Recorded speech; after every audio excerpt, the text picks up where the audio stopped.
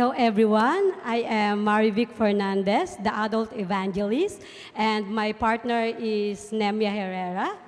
Our evangelism site was in Kasunugan San Isidro Elementary School, Covered Court, Barangay San Jose, Antipolo City, Rizal.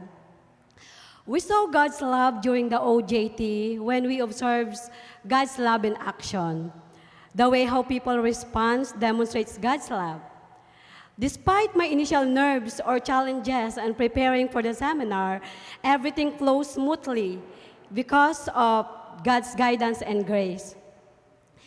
People share how they felt God's presence during the seminar.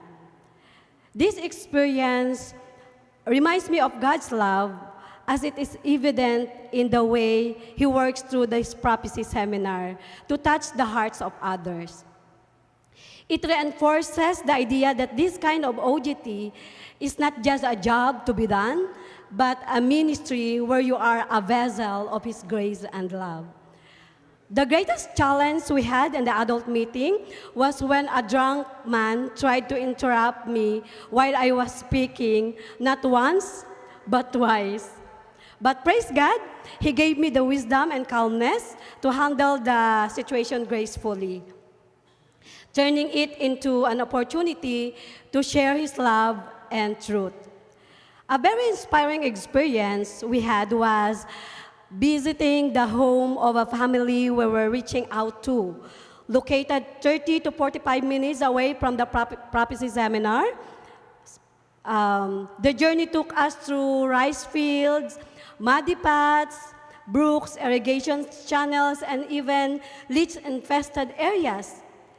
Despite these challenges and the long walk, we were deeply blessed and encouraged to see their determination to attend the seminar, showing their eagerness to listen and learn.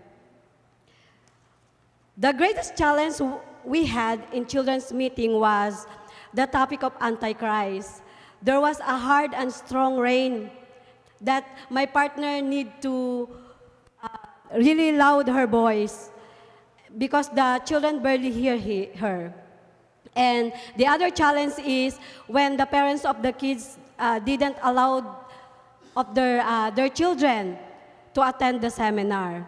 But praise God, she able to finish the topic, and the children was very excited to continue their seminar until the last topic. A very inspiring experience we had during children's meeting was that the children really listen to every lesson being taught, and they go on every day because it's their first time hearing a seminar. And we praise God for 14 souls who accepted Jesus through baptism. And additionally, there are others who are interested in being baptized but need further study before taking this important step.